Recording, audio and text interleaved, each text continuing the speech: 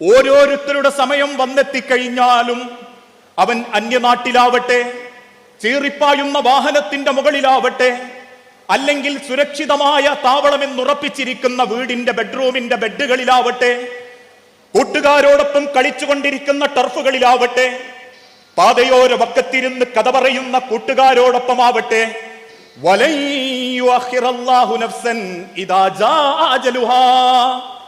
ആ സമയം വന്നെത്തിക്കഴിഞ്ഞാൽ ഒരണുമണി തൂക്കം മുൻപോട്ടോ പിന്നോട്ടോ കൊണ്ടുപോകാതെ പടച്ച റബ്ബ് നമ്മളെ കൊണ്ടുപോകും.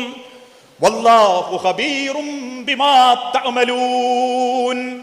നിങ്ങളുടെ സ്വപ്നങ്ങളെപ്പറ്റിയും ആഗ്രഹങ്ങളെപ്പറ്റിയും 1000 സങ്കല്പങ്ങളെപ്പറ്റിയും അറിയുന്ന പടച്ച റബ്ബ് നിങ്ങളുടെ സമയമെത്തുമ്പോൾ നമ്മളെ ഓരോരുത്തരെയും ഈ ദുനിയാവിൽ നിന്നും കൊണ്ടുപോകും.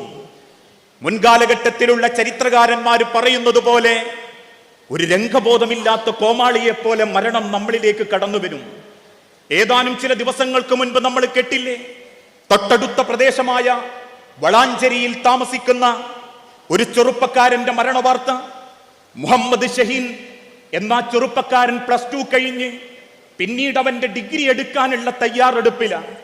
നാട്ടിലും കൂട്ടിലും കുടുംബത്തിലും നല്ല വാക്കേയുള്ളൂ ആ ഷഹീനെ പറ്റി. അവസാനം പെരുന്നാളിന്റെ 2 ദിവസങ്ങൾക്ക് ശേഷം കൂട്ടുകാരോടൊപ്പം യാത്ര പോകാൻ ആഗ്രഹിച്ചു. ഉമ്മാനെ കണ്ട് വിവരം പറഞ്ഞു. ആക്സിഡന്റ് പറ്റിക്കിടക്കുന്ന വാപ്പ, കാലുപൊട്ടിക്കിടക്കുന്ന വാപ്പയോട് സമ്മതം വാങ്ങി.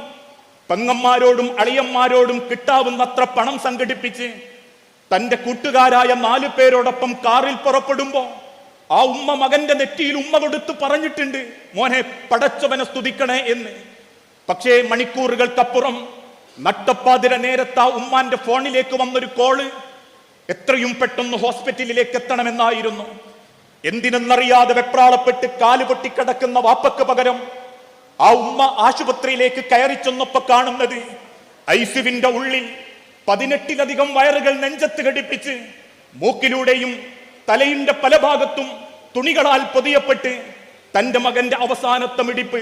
പ്രിയപ്പെട്ട മക്കളെ, തന്റെ നെഞ്ചിന്റെ ഉള്ളിലുള്ള ഒരു രക്തത്തിന്റെ തുള്ളി തലച്ചോറിലെത്താൻ 18 ഞരമ്പുകളെ സ്വാധീനിച്ചുകൊണ്ട ഐസിയുവിന്റെ ഉള്ളിൽ പലപ്പോഴും അവർ ആ കാര്യം നിർവഹിക്കുന്നത്. 3ാമത്തെ ദിവസം മകന്റെ മുകളിലേക്ക് ഒരു തണുത്ത അല്ലെങ്കിൽ ഒരു വെളുത്ത തുണി വലിച്ചിട്ട് അതിൻ്റെ ഉള്ളിന്ന് പുറത്തേക്ക് വന്നത് ആ ഉമ്മയുടെ കുടുംബത്തിന്റെ സ്വപ്നമായിരുന്ന മകന്റെ മയ്യത്തായിരുന്നു. 6 അടി മണ്ണിലേക്ക് ചേർത്ത് വെച്ച് വയ്യാത്ത കാലുമായി പള്ളിയുടെ 1ാമത്തെ സഫിലിരുന്ന് കരയുന്ന ഒരു വാപ്പയും ഉമ്മയും എന്റെയും നിങ്ങളുടെയും ജീവിതത്തിലുണ്ടെങ്കിൽ മക്കളെ, ഇന്നല്ലെങ്കിൽ നാളെ ഞാനും നിങ്ങളും അള്ളാന്റെ അടുത്തേക്ക് മടങ്ങും. നമ്മൾ നേടിയതൊന്നും നമ്മളെ മരണത്തെ തടഞ്ഞു നിർത്താൻ സാധിക്കുകയില്ല. അതോടൊപ്പം നമ്മൾ കേട്ടില്ലേ മറ്റൊരു മരണവാർത്തയും. ഏതൊരു കുടുംബത്തിന്റെയും സന്തോഷത്തിന്റെ സുദിനം ബലിപ്പെരുന്നാളിന്റെ പുലരി കുളിച്ച് വാപ്പ വാങ്ങിക്കൊടുത്ത പുത്തനുടുപ്പിട്ട് ആ +2 കഴിഞ്ഞ ഹനാൻ ഹുസൈൻ എന്ന ചെറുപ്പക്കാരൻ മുക്കം ഈദ്ഗാഹിലേക്ക് കയറി ചെന്നു. ഉപ്പയോടൊപ്പം ആ നമസ്കാരത്തിന് നേതൃത്വം കൊടുക്കുന്ന ഇമാമിന്റെ പിന്നാലെ നിന്നു. തക്ബീറത്തുൽ ഇഹ്റാമിന്റെ ആർത്ത് വരുന്ന അല്ലെങ്കിൽ ആവർത്തിക്കുന്ന തക്ബീറത്തുൽ ഇഹ്റാമിനിടയിൽ എപ്പോഴോ നെഞ്ചത്ത് കെട്ടിയ കൈക്കുള്ളിൽ ഹൃദയത്തിന്റെ ചലനം നിലച്ചു. നിശബ്ദനായി ആ സഫിന്റെ ഇടയിലേക്ക് മുസല്ലയിലേക്ക് മരിച്ചു വീണ ഹനാൻ എന്ന ചെറുപ്പക്കാരനെ പറ്റി ആ ഉമ്മാക്കും വാപ്പാക്കും നല്ലതേയുള്ളൂ. ഓരോരുത്തരും ആ മകന്റെ മരണവാർത്തയെ തൊട്ട് സങ്കടം കൊണ്ട് വീർപ്പുമുട്ടുമ്പം ഈ 2 മക്കളെ തൊട്ടും രക്ഷിതാക്കൾ പറഞ്ഞൊരു വാക്കുണ്ട്, എന്റെ മക്കളെ പടച്ച റബ്ബ് തിരിച്ചു വിളിച്ചത് ഒരു സങ്കടമാണെങ്കിലും ഞങ്ങൾക്കുറപ്പാ എന്റെ മക്കൾക്ക് പടച്ച റബ്ബിന്റെ സ്വർഗമുണ്ടാകുമെന്ന്. ഒരു വക്ത് നമസ്കാരം തെറ്റിക്കാത്ത, മാതാപിതാക്കളെ ബഹുമാനിക്കുന്ന, കുടുംബത്തോട് കടമകൾ നിർവഹിക്കുന്ന, നാട്ടുകാർക്ക് പ്രിയപ്പെട്ടവനായ, ഒരാളോട് പോലും തലതറുത്ത് സംസാരിക്കാത്ത, പടപടാ പൊട്ടുന്ന വാഹനത്തിൽ നാട്ടുകാരെ വെല്ലുവിളിക്കാത്ത, ഏതെങ്കിലും ഒരു കുടുംബത്തിലെ പെണ്ണിനെ ലവ് മാരേജ് ഇല്ലെങ്കിൽ പ്രവർത്തനം കാണിച്ച് വഞ്ചിക്കാത്ത സ്വന്തം മക്കളെ പറ്റി ആ രക്ഷിതാക്കൾക്ക് അഭിമാനമുണ്ടെങ്കിൽ മക്കളെ, ഈ തിരിച്ചുപോക്കിന്റെ മുൻപിൽ എനിക്കും നിങ്ങൾക്കും നമ്മളെ കുടുംബത്തിന് കൊടുക്കാനും അള്ളാഹുവിനെ ബോധ്യപ്പെടുത്താനും നമുക്കുണ്ട് എന്ന് നമ്മൾ ചിന്തിക്കണം. എന്തുണ്ട് നമ്മളുടെ കയ്യിൽ? നമ്മളിൽ പലർക്കും തോന്നും, ഇത്തരത്തിലുള്ള വാർത്തകൾ കേൾക്കുമ്പോൾ എന്തിനാ പടച്ച റബ്ബ് ബുദ്ധിമുട്ടിക്കുന്നത്, എന്തിനാ കുടുംബത്തെ പടച്ച റബ്ബ് സങ്കടപ്പെടുത്തുന്നത്? വേണം, മരണമുണ്ടെങ്കിലേ ജീവിതത്തിനൊരു ലക്ഷ്യമുള്ളൂ. മരണാനന്തര ലോകത്ത് ഓരോന്നിനും കണക്ക് നോക്കി പടച്ച റബ്ബ് പ്രതിഫലം നിശ്ചയിക്കും.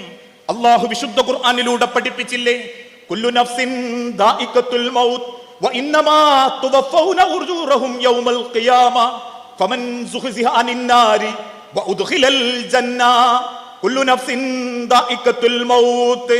എത്രയേറെ വെപ്രാളപ്പെട്ടോടുന്നവരാണെങ്കിലും, എത്രയേറെ സ്വപ്നങ്ങൾ നെഞ്ചിൻ കൂടിലുണ്ടെങ്കിലും, എത്രയേറെ ആഗ്രഹങ്ങൾക്ക് പിന്നാലെ പരക്കം പായുന്നവരാണെങ്കിലും, കുല്ലു നഫ്സിൻ ദാഇഖത്തുൽ മൗത്ത്, മരണം ചെരുപ്പിന്റെ വാറിന്റെ അടുത്തുണ്ട്, മരണം ശ്വസിക്കുന്ന തൊണ്ടക്കുഴിയിലുണ്ട്, പുതച്ചുറങ്ങുന്ന പുതപ്പിന്റെ താഴെയുണ്ട്, ആക്സിലേറ്റർ കൊടുക്കുന്ന ആക്സിലേറ്ററിന്റെ റോഡിന്റെ അരികിലുണ്ട്. കുല്ലു നഫ്സിൻ ദാഇഖത്തുൽ മൗത്ത് വഇന്നമാ തുവഫൗന ഉജൂറകും യൗമൽ ഖിയാമ. ആ മരണമുണ്ടെങ്കിലേ കൃത്യമായ പ്രതിഫലം അവന് നൽകപ്പെടൂ. സിനിമ കണ്ട്, സീരിയൽ കണ്ട്, അവരന്റെ പെൺമക്കളെ സ്വാധീനിച്ച്, അന്യന്റെ കുടുംബത്തിലെ ആൺമക്കളെ വശീകരിച്ച്, ചുണ്ടിലെരിയുന്ന സിഗരറ്റുമായി കണ്ടുതീരാത്ത വൃത്തികേടിന്റെ ബ്ലൂ ഫിലിമുകൾ തെരഞ്ഞ് പോൺ സൈറ്റുകളിൽ നിന്ന് പോൺ സൈറ്റുകളിലേക്ക് പോകുന്ന ചെറുപ്പക്കാരനും അള്ളാഹുവിന്റെ പള്ളിയിൽ നിന്ന് അസ്സലാത്തു ഖൈറും മിനൻ നൗം എന്ന ബാങ്ക് കേൾക്കുമ്പം ഒതുവെടുത്ത് പള്ളിയിലേക്ക് നടക്കുന്നവനും തുല്യരല്ല. അവര് വ്യത്യാസപ്പെട്ടിട്ടുണ്ട്. അവന്റെ ജീവിതത്തിൽ അടയാളങ്ങൾ ചേർക്കപ്പെട്ടിട്ടുണ്ടെങ്കിൽ ഓരോരുത്തരും പ്രവർത്തിച്ചതിന്റെ കൂലി അവർക്കല്ല നൽകണമെങ്കിൽ കുല്ലു നഫ്സിൻ ദാഇഖത്തുൽ മൗത്ത്, എല്ലാവരും മരണത്തെ ആസ്വദിക്കുക തന്നെ വേണം. കാരണം പടച്ച റബ്ബിന്റെ മഹ്ശറാ ലോകത്ത് തറവാടിന്റെ വലുപ്പമില്ല, ആരോഗ്യത്തിന്റെ ജീവിത രീതികളില്ല, സിക്സ് കാപ്പ് ബോഡിയുടെ അഹങ്കാരങ്ങളില്ല, പടപടാ പൊട്ടുന്ന ബുള്ളറ്റിന്റെ അഹങ്കാരങ്ങളില്ല, തേച്ചുമിരിക്കുന്ന ലിപ്സ്റ്റിക്കിന്റെ ഭംഗിയില്ല, തേച്ചുമിരിക്കുന്ന ഫേഷ്യൽ ക്രീമിന്റെ ഭംഗിയില്ല, ഒട്ടകത്തിന്റെ കുടുമ പോലെ കെട്ടിവെച്ച മുടിയുടെ ഭംഗിയില്ല. ആ ലോകത്ത് പടച്ച റബ്ബ് ഓർമ്മപ്പെടുത്തി, ഓരോരുത്തരുടെ കണക്ക് നോക്കിയും അള്ളാഹു നിശ്ചയിക്കുന്ന ഒരു സ്വർഗമുണ്ട്, ഒരു നരകമുണ്ട്. മിൻഹാ ഖലഖനാകും വഫീഹാ നുഈദുകും വമിൻഹാ നുഖ്രിജുകും തറത്തൻ നുഖ്റാ. ഈ ലോകമാണ് വലുത് എന്ന് വിചാരിക്കല്ലേ. ഈ ലോകത്ത് 10-60 കൊല്ലം പടച്ച റബ്ബിന്റെ ഔദാര്യം കൊണ്ട് ജീവിക്കുന്നവര് മാത്രമാ ഞാനും നിങ്ങളും. ഇരുചക്ര വാഹനത്തിൽ പറക്കുമ്പോ അതിനെ സംവിധാനിച്ചവൻ പടച്ച റബ്ബ, താങ്ങുന്നവൻ പടച്ച റബ്ബ. എതിരെ വരുന്ന വാഹനത്തെ നിയന്ത്രിച്ച് എന്റെ വാഹനത്തെ തട്ടിത്തെറിപ്പിക്കാതെ പരിപാലിക്കുന്നവൻ എന്റെ റബ്ബ, എന്റെ ഉമ്മാന്റെ നാവ, എന്റെ ഉപ്പാന്റെ പ്രാർത്ഥനയാ. അതുകൊണ്ട് മനുഷ്യരെ മിൻഹാ ഖലഖനാകും, നിങ്ങൾ വന്നത് പടച്ച റബ്ബിന്റെ അരികിൽ നിന്നാണെങ്കിൽ വഫീഹാ നുഈദുകും, ആ റബ്ബിന്റെ അരികിലേക്ക് തന്നെ എനിക്കും നിങ്ങൾക്കും മടങ്ങാനുണ്ട്. പിന്നീട് ഒരിക്കൽ കൂടി അള്ളാഹുവിന്റെ അടുത്ത് ഞാനും നിങ്ങളും സൃഷ്ടിക്കപ്പെടും, അതല്ലെങ്കിൽ പുനർജീവിപ്പിക്കപ്പെടും. അതുകൊണ്ട് തന്നെ അള്ളാഹു ഓർമ്മപ്പെടുത്തി, എന്തിനാ പടച്ച റബ്ബ് ജനിപ്പിച്ചത്? ആസ്വദിച്ച് ജീവിക്കാനല്ല, അഹങ്കാരത്തോടെ നടക്കാനല്ല, ആളുകൾക്കിടയിൽ പവർ കാണിക്കാൻ വേണ്ടിയിട്ടല്ല.